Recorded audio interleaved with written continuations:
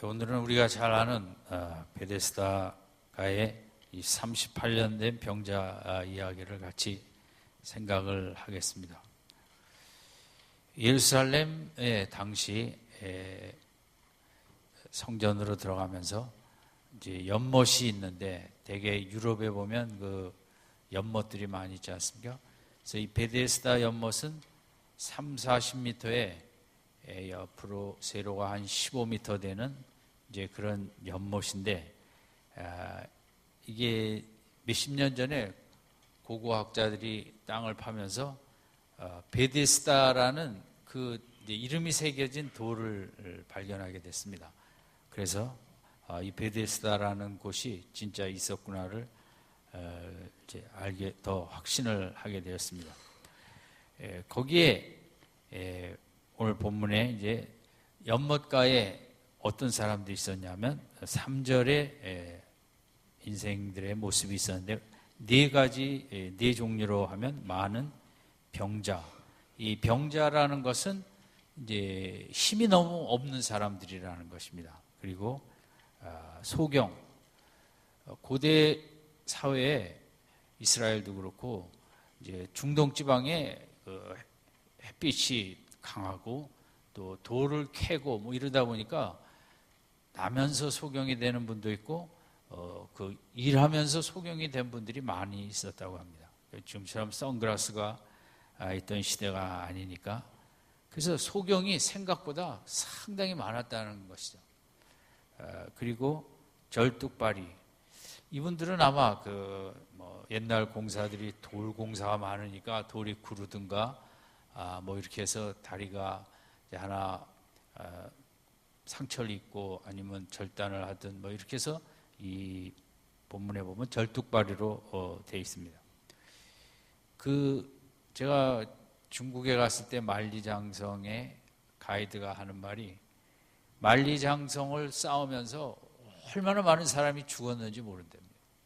그렇지 않겠습니까? 그 큰 돌을 그래서 밤에 우주에서 보면 만리장성에 쫙 그 빛이 난답니다. 만리장성으로. 전기는 없는데 하도 많은 사람들이 죽어서 그 뼈에서 빛이 나왔고, 그러니까 이제 우스개 말이겠지만 그렇게 많이 죽었다는 거죠. 만리장성을 쌓으면서. 그럴 정도로 고대 사회, 또 우리나라와 달리 그쪽에는 모든 게 돌로 건물을 짓고 돌 문화 아닙니까? 그러니까 이제 그 다리를 다치는 분도 많이 있었겠고, 또 혈기 마른 자들은 어찌됐든 어떤 영향인지 이제 피가 안 흐른다는 거죠. 말랐다는 것이. 그만큼 이제 이 3절의 이분들은 태어나면서부터 그러기보다는 인생을 살면서 힘든 일과 이런저런 상황으로 발생한 그런 모습일 수 있다. 오늘도 병상에 있는 많은 분들은 음주운전 때문에 남들의 피해를 입고, 세상에 제일 저는 나쁜 죄가 음주운전이라고 생각하는데, 한 가족을 한순간에 망가뜨리는 이제 부주의한 스마트폰 하면서 운전하고 뭐 하면서 병상에 이렇게 남 때문에 피해를 입고 힘들어하는 그런 분들이 얼마나 많이 있습니까? 그뿐만 아니라 질병도 현대에는 정말 별의별 질병이 스트레스로 인해서 마음의 병, 무슨 병, 우울증, 공황장애 등 수많은 질병이 이제 이 시대에도 있는데, 2000년 전에도 지금보다는 덜했을 것이다 라고 할 수도 있지만, 그 시대의 인구로 봐서는 너무 많은 사람들이 이렇게 질병과 사고로 이제 고통을 받은 사람들이 많이 있었다는 거죠. 근데 이분들이 당시 의학적으로 발전이 된 것이 부족하고, 또 병을 치료하기 위해서는 그만큼 이제 돈이 있어야 될 텐데, 대부분은 고대 사회에 하루 벌어 하루 먹고 사는 분들이 태반이었다고 할 정도로 이제 그분들의 의약품이나 이런 걸 하기가 또 쉽지 않았을 것이고, 그래서 어떤 연유든지 인생을 살면서 이렇게 몸을 다치면 너무 힘들고 속상하고 어려운데 하물며 고대 사회에서는 더 그러지 않았겠습니까? 그래서 이들이 살아갈 수 있는 유일한 길은 병 고침이 아니라 그 상태에서 이제 남의 주는 그 자선의 행위에 의거해서만이 겨우 살아갈 수 있었습니다. 가정이 형편이 좋으면 모르겠지만 다 어려운데 한 사람이라도 벌어야 되고 또 예루살렘 성전 곁이니까 이제 들어가는 분들이 아무래도 자선을 할 수 있지 않겠습니까? 그래서 이분들이 이 베데스다가에 모이게 된 이제 중요한 이유는 4절도 있지만 일단은 갈 곳이 없고 고칠 수는 없고 돈은 없고 그래도 가족의 생계에 내가 방해가 되면 안 되겠고 뭐 이런 속에 이제 힘든 인생을 끌고 베데스다 연못에가에 왔는데 더 중요한 목적은 이제 4절입니다. 같이 읽겠습니다. 시작. 이는 천사가 가끔 동안 후에 먼저 들어가는 자는 어떤 병에 걸렸든지 낫게 되미로라. 근데 이게 우리가 읽은 대로 그 못에 천사가 내려오고 물이 동하면 이제 그 연못 주위에 있던 분들 중에 제일 먼저 들어가는 사람이 나음을 입었다. 근데 이제 이 본문은 가로를 돼 있어요. 그리고 대부분 이제 신학자들은 이것은 사실이 아니라고 이제 되게 여기고 있습니다. 왜냐하면 3절에 이런 사람들끼리 먼저 들어가는 경쟁을 해야 되거든요. 1등만 나으니까 너무 잔혹한 거죠. 그러면 힘이 없는 자들은 물이 동하는 걸 보면서도 못 들어가죠. 힘이 없으니까. 누군가 가족이 와 있을 수는 없거든요. 다 한 사람이라도 먹고 살아야 되는데 누가 이 사람들 데려다 주는 것만 해도 큰일인데 거기 옆에 있는다는 건 이제 쉽지 않은 일이고. 그러면 소경은 볼 수는 없죠. 그러면 누군가 물이 동한다. 그러면 이제 벌써 그 소리 듣고 들어가려면 1등을 할 수가 없죠. 그럼 그 다음에 절뚝발이가 먼저 그런 분들이 봤다고 합시다. 그러나 절뚝이면서 어떻게 1등을 할 수 있겠습니까? 그러면 마지막에 혈기 마른 자들은 정말 중풍병처럼 꼼짝을 못 하는데 제일 먼저 봤을지라도 그분들도 1등을 하기가 어려운 거죠. 그럼에도 이런 일이 언젠가 있었는지 유대에는 그 온천이 많이 있어요. 그 땅에. 그래서 뭐 그게 그런 영향으로 물이 한번 동했든지 해서 어떤 분이 뭐 어떻게 해서 어쨌든 이제 우연히 나왔든지 뭐였는지 그 전설에 미신 같은 전설이 되어버린 거죠. 이게 거기 가서 처음 1등을 하면 낫는다. 그런데 1등을 하나님께서 이런 식으로 1등 경쟁을 시키시겠는가? 저는 절대 그 동의가 할 수 없습니다. 아무리면 이렇게 힘없고 나약하고 그런 어려운 자들에게 하나님께서 100m 달리기 경주시켜갖고 1등한 사람 낳는 거하고 이 본문하고 다를 게 뭐가 있겠어요? 하나님이 그런 하나님이라면 정말 좀 곤란하죠. 그럼에도 불구하고 이 3절에 이분들은 갈 곳이 없는 거죠. 뭐 훌륭한 진료를 위해 돈이 있어야 된다거나 뭐 약이 있어야 된다거나 아니면 집안 형편이 나서 여기 안 와도 된다거나 아니라 먹고 살기 때문에 여기 올 수밖에 없었고 그런 이제 몸의 상처 아픔도 깊은데 4절은 이 사람들이 마음의 상처까지 힘든 거죠. 1등을 할 수 없다는.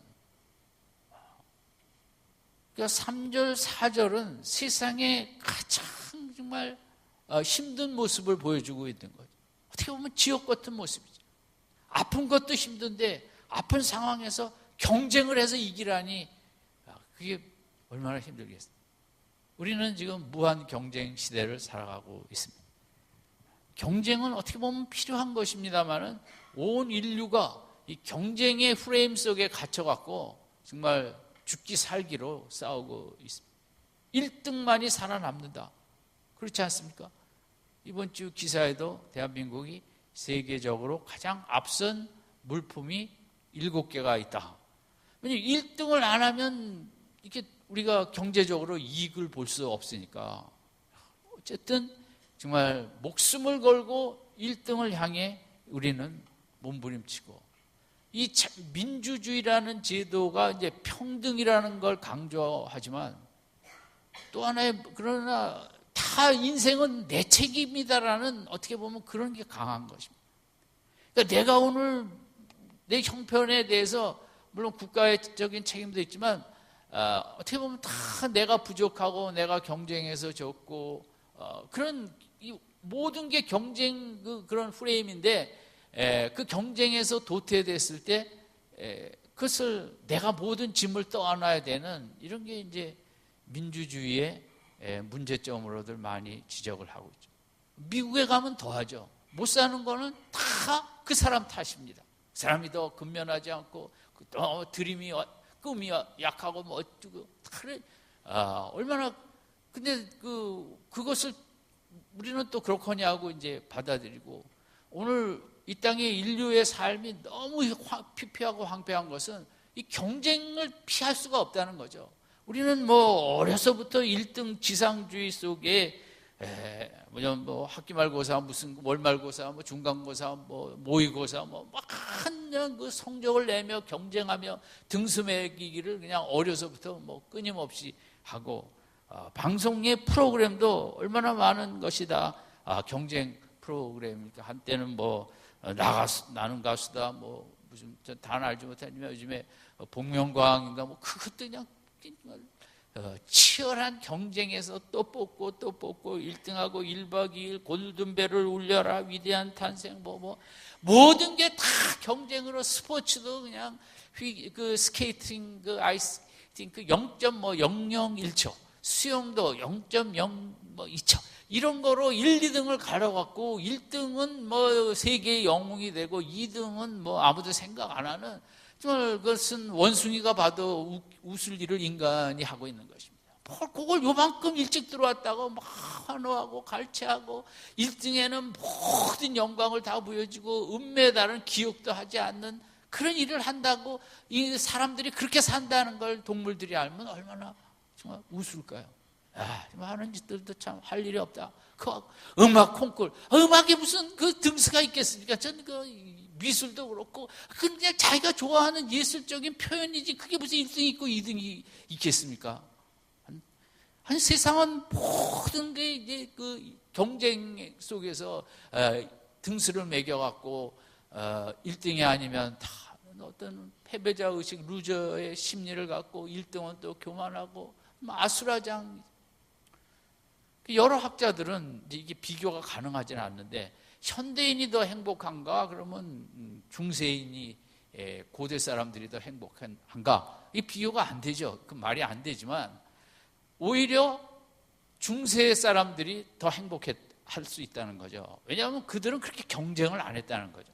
아무리 신분이 낮더라도 그냥 주어진 일을 성실히 하면 그냥 그런 대로 살 수 있었기 때문에, 이런 뭐 누구랑 경쟁해야 된다 이런 마인드 자체가 없어서 오늘처럼 그냥 모든 게 실적과 뭐가 경쟁, 그냥 회사도 그렇고 뭐 이런 경쟁의 이런 속에 힘들게 살아가는 현대인이 물건의 편리한 건 많이 있지만 궁극적으로 중세의 그런 열악한 환경의 사람들보다 행복하지 않을 것이다. 그래서 그 행복 1등도 뭡니까? 부탄이라는 나라, 그런 데 사는 분들은 문명의 기기가 우리보다 부족하지만 행복을 더 느끼고 있지 않습니까? 그리고 모든 경쟁 속에 한번 그 외국인이 평양의 유치원과 한국의 유치원을 다 보고 비교한 거는 누가 더 행복한가? 평양 애들이 더 행복하다는 거죠.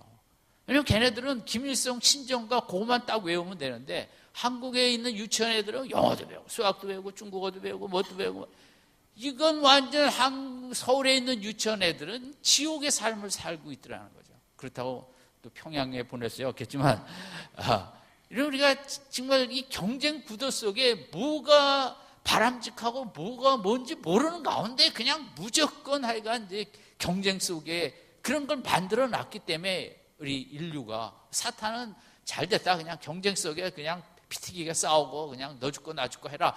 이런 속에 우리는 너무 힘든 삶을 이렇게 경쟁 프레임 속에 살아가고 있는 거죠. 여러분도 그 경쟁 속에 고생을 하셨겠고 저도 마찬가지겠습니다만 이런 속에 5절에 보면 38년 된 병자가 있었더라. 여러분 이런 몸도 힘든데 이런 그 경쟁 아닌 그 경쟁의 그런 세상 속에 38년을 지내왔다는 건 지옥의 삶을 살고 있다는 거와 마찬가지. 얼마나 본문의 인생이 거기 다 모든 인생들이 힘들고 안타까운 인생이지만 본문의 인생은 뭐 일제 36년을 넘어 38년 아닙니까? 이 사람은 경쟁을 하려고 했겠죠. 이 사람도 7절에 보면 나도 1등 하고 싶었다. 근데 뭐 누가 도와주는 일도 없고 나는 만년 꼴등이다. 꼴등이라는 말이 얼마나 우리가 싫어합니까? 그래도 뭐 한 20년 전에는 그런 영화도 있었죠. 행복은 성적순이 아니잖아요. 그리고 사람들이 좋아했거든요. 아마 요새 그런 영화 만들었다가 매 맞을까요? 무슨 행복이 성적순이지 성적순이 아니지 않느냐가 무슨 말인가. 그런 모든 게 등수로 끊고 제가 전에도 말씀드렸지만 훈련소를 가니까 이제 벌을 받을 때 소대가 선착순으로 끊습니다. 100명 중에 10등 안에 들어온 사람은 빨리 저기 축구 골대까지 돌아오는데 10등 안에만 들면 앉아서 쉽니다. 그 다음에 90명은 또 끊습니다. 그 다음에 10등까지. 그 다음에 또 끊습니다. 10등까지.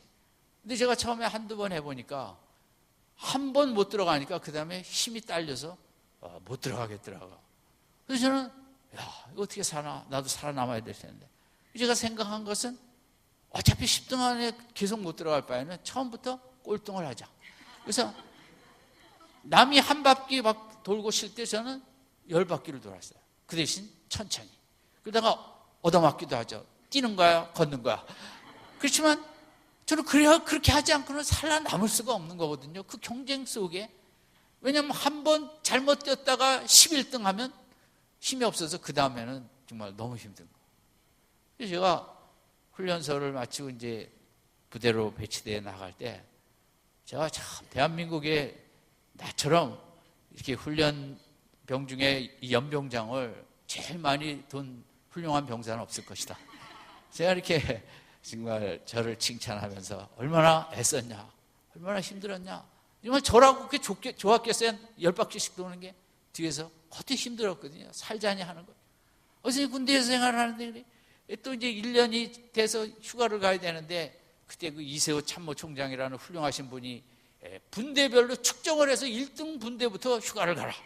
또 제가 속한 분대는 뭐 저 때문은 아니지만 꼴등을 그러니까 뭐 휴가를 20개월 넘어서 휴가를 간 거죠. 지금 말로 하면 제대할 때 휴가를.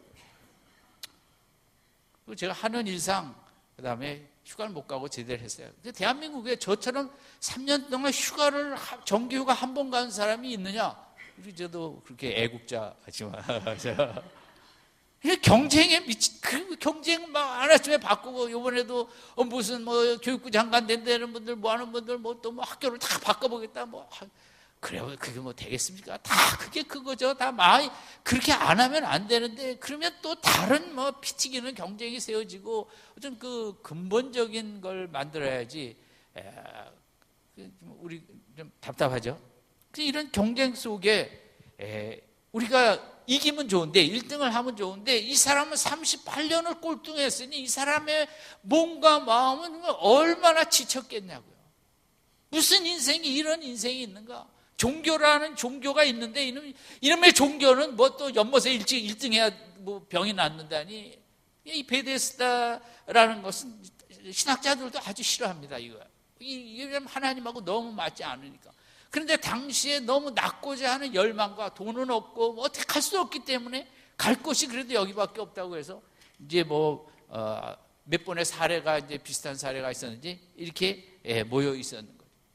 그러니까 3절에 몸도 망가질 대로 망가졌는데 4절에 마음도 영혼도 늘 꼴등을 하는 마음이 뭐가 좋겠어요? 정말 하나님이 싫었을 것이고 하나님이 미웠을 것이고 뭐 살다가 이런 게 어딨냐. 내가 물론 이 사람이 죄 때문에 다쳤다고는 5장 후반부에 나와 있지만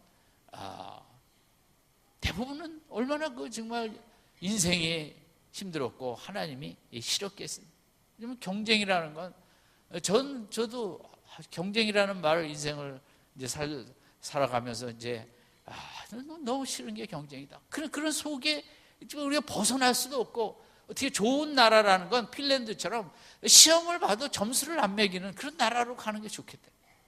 아이들을 그냥 들들 어떤 회사에서 이제 여자 사원을 하나 뽑는데 많이 와가지고 3명을 추렸어요. 그 3명을 추려갖고 이제 참 누굴 뽑을까 하다가 문제를 마지막 줬어요. 1 더하기 1은 뭐냐? 이 3명의 훌륭한 사람들이 이게 함정이 있을 것이다. 그래서 1 더하기 1은 어떤 사람은 이제 1이다. 왜 1이냐? 부부가 하나가 되는 것처럼 1 더하기 1은 하나. 어떤 사람은 1 더하기 1은 3도 되고 5도 되고 부부가 또 애를 낳고 보면 3명도 4명도 나니까 1 더하기 1은, 또 어떤 사람은 1 더하기 1은 제로다. 왜냐하면 싸우기만 하면 1 더하기 1은 2가 안 되고 아예 빵도 안 될 때가 있지 않습니까? 그래서 저마다 내가 대답을 참 지혜롭게 잘했다고 내가 뽑히기를 이제 기다리고 있는데, 한 사람이 뽑혔어요. 누가 뽑혔을까요? 제일 이쁜 여자가 뽑혔다. 그러니까 외모 지상주의. 이 세상은 1등. 그러니까 오죽 저도 다시 태어나면 성형외과 의사가 돼갖고 모든 게 그냥 경쟁이고 1등 해야 되고 이런 치열한 속에 거기서도 가장 정말 꼴등 중에 꼴등이고 가장 가슴이 무겁고 힘든 이 사람이 이제 본문의 주인공이라고 할 수 있겠죠. 이 사람은 사는지 뭔지도 모르는 채 그냥 아직 호흡이 붙어 있으니까 가족들이 아마 갖다 놨을 거고, 어떤 분들은 이제 가족들이 데려올 수 없는 분들은 이제 다리는 못 쓰면 손으로 옛날 돌짝기를 손으로 걸어서 손이 다 터지도록, 그래서 아침에 오는 분도 있고, 데려다 주는 분은 또 그래도 낫지만, 소경은 뭡니까? 아무리 그 당시래지만 길이 얼마나 나빴겠어요. 그냥 넘어지면서 그래도 이제 여기 가야 동냥이라도 할 수 있으니까 이렇게 모였는데, 예수님이 오늘 본문에 여기에 도착을 하신 거죠. 오신 거죠.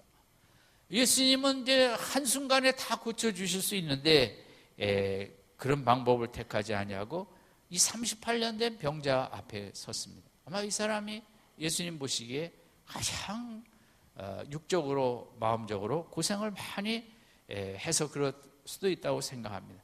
우리 6절을 같이 읽겠습니다. 시작.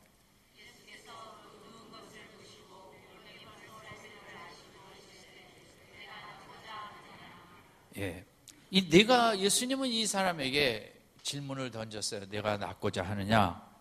그래서 이 질문의 도대체 예수님의 뜻은 뭐냐? 네 믿음이 있느냐? 믿음의 테스트다. 이런저런 얘기가 많이 있는데, 저도 이제 이걸 어떻게 해석하는 게 바람직할지 많이 찾아보고 연구를 하고 생각을 하다가 낸 결론은 이렇게, 이분이 38년 동안 그 무거운 짐, 늘 뒤처진 삶, 행여라도 누군가 들어가서 난 걸 보았다면 그 마음의 아픔, 상처 얼마나 힘들었겠습니까? 그래서 네가 낫고자 하느냐는 예수님께서 한번 네 인생을, 네 문제를 내 손에 한번 맡겨보겠니? 이런 뜻으로 해석하는 것이 제일 합당하겠다. 이런 학자도 있었어요. 내 손에 한번 맡겨보겠니? 네 그 힘든 마음, 그 40여 년의 무거운 짐, 세상 사람의 손에 맡겨도 안 되고 종교에 맡겨도 해결이 없고, 그 누구도 가족도 그걸 누구 손에 맡기도 할 수 없는 것을, 그 문제를 내 손에 한번 맡겨보겠니? 그 뜻으로 보는 게 6절의 이 부분의 가장 좋은 해석으로 보여요. 여러분, 이 아침도 우리 내 속에 있는 무거운 마음짐 다 각자가 있을 줄 압니다.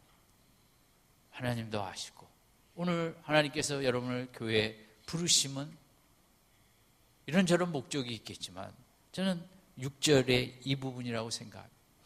네 힘든 무거운 짐을 내 손에 한번 맡겨보겠니?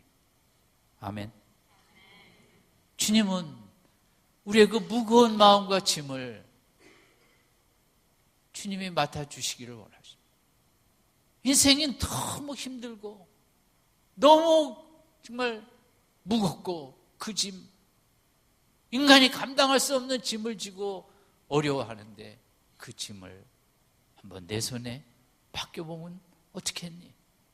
이 아침에 우리의 어떤 힘들고 무거운 짐을 주님 손에 맡기는 귀한 아침이 되시길 바랍니다.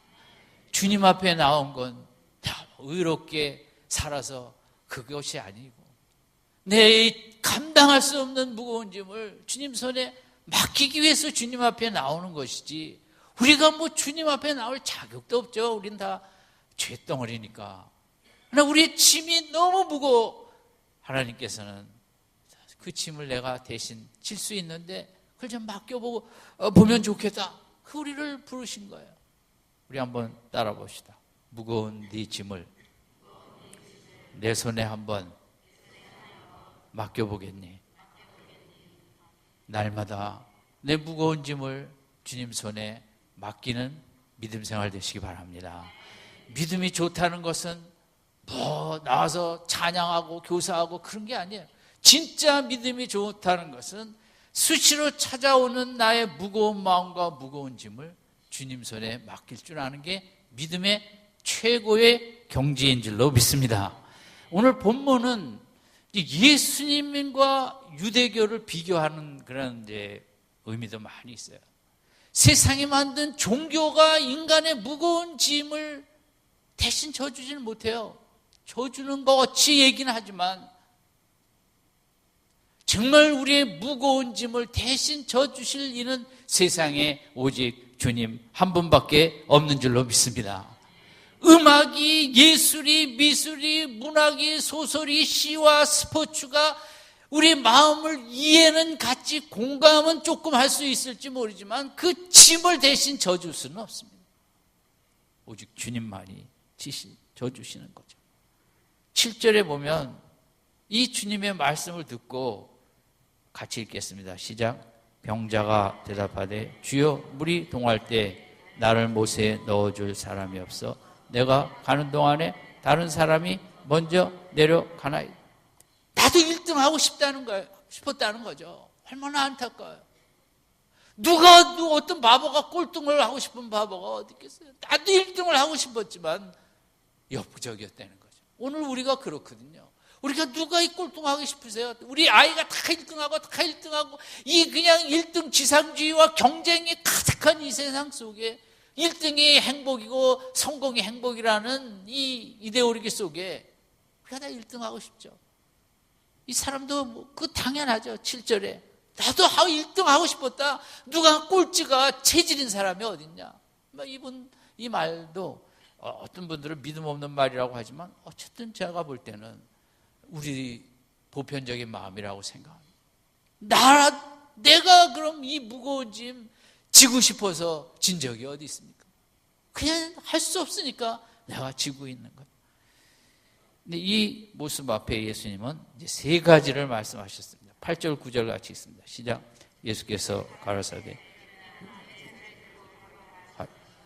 그 사람이 곧 나와서 이 자리를 들고 걸어가니라.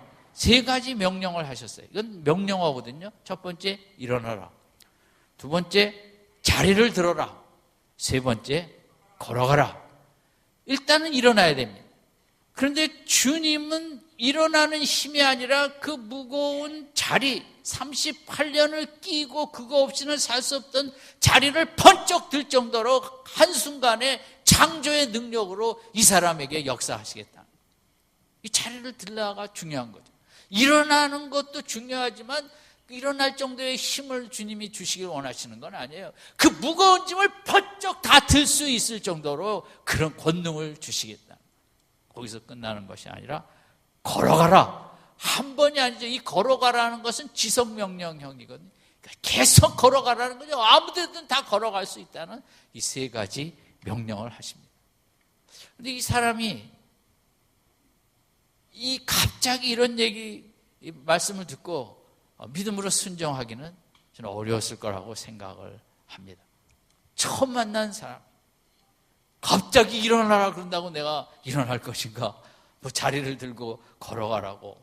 또 이 사람은 믿음이 하나도 없는 사람이었어요. 이 사람은 믿음이 있어서 주님이 찾아온 사람이 아니었습니다. 38년 이런 삶을 살면서 아마 그 연못가에서 하나님을 가장 원망하고 저주했을 것입니다. 저라도 그랬을 것입니다. 이 사람은 하나님 하자도 생각하기 싫었을 것입니다. 하나님 하면 욕하고 싶었을 것입니다. 내 인생을 어떻게 이렇게 죽이려면 죽이시지 38년을 이렇게 할 수 있느냐? 예수님이 이 사람이 믿음이 있어서 찾아간 게 아니라 어떻게 보면 가장 믿음이 없었기에 찾아가셨고, 그럼에도 불구하고 38년 네가 믿음 없이 살아온 거 개의치 아니한다. 지금 이 순간이라도 네가 믿음을 가지면 네 삶 속에서 이런 세 가지가 나타날 수 있다. 이러면 주님은 이 사람이 38년 동안 믿음 하나도 안 가졌을지라도 지금이라도 한번 믿음으로 시도를 해봐라, 믿음으로 순종을 해봐라 하는 강력한 도전을 하고 계신 거죠. 여기 계신 분들도 마찬가지입니다.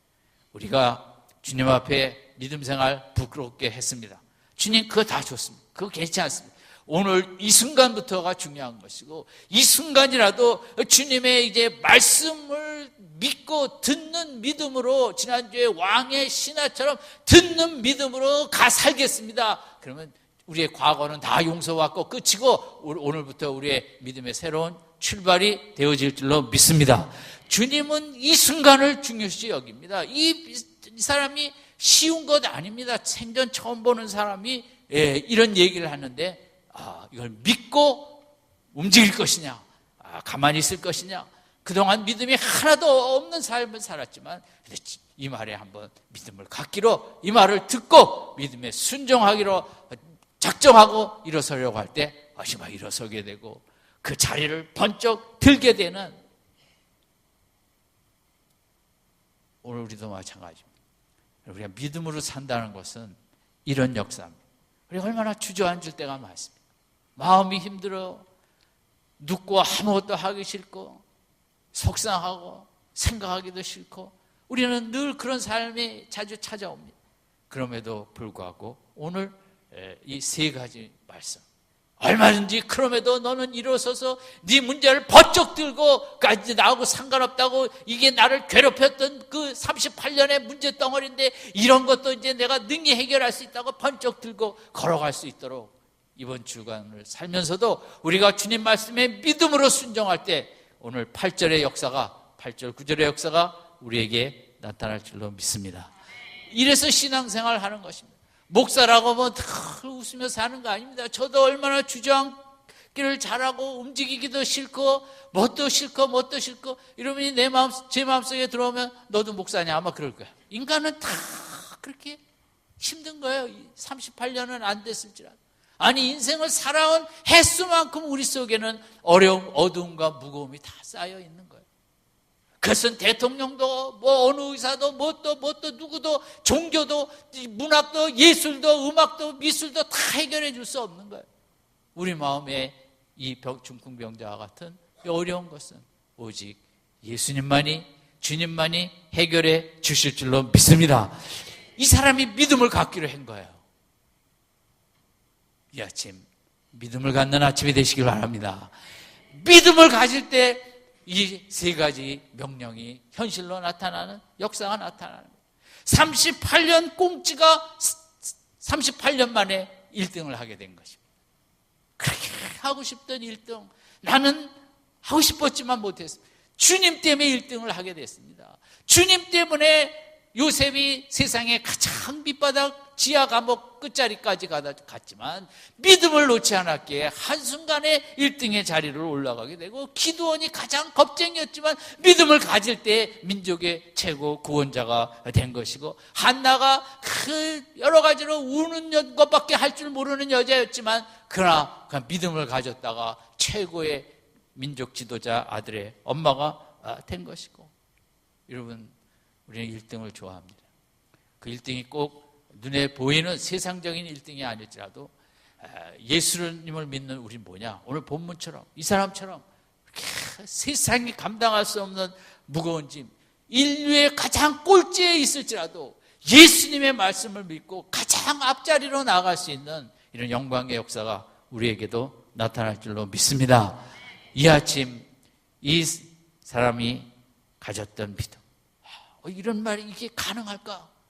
장난하지 마십시오, 농담하지 마십시오가 아니라 그 자리를 들고 하시니 그 사람이 곧 나아서, 이 사람이 일어나려고 몸부림칠 때 일어나려고 했어요. 그 말씀을 듣고 그냥 순종하려고 할 때 이런 역사가 나타난 것처럼 이 한 주간도 그냥 믿음으로 나아갈 때 이 8절 9절의 역사가 충만할 줄로 믿습니다. 이런 은혜로 살아가십시다. 그저 나를 주저앉게 하는 게 인생입니다. 어쩌다가 춤출 때가 있지만 그건 어쩌다가 대부분은 나를 주저앉히죠. 어떻게 일어서는가? 이 사람처럼 예수님의 말씀을 듣고 믿음으로 힘을 내려고 할 때 이런 귀한 역사가 나타났던 것처럼 우리 남은 생에 또 이 한 주간 본문의 역사가 늘 끊이지 않는 복된 인생 되시기를 주님의 이름으로 축복합니다.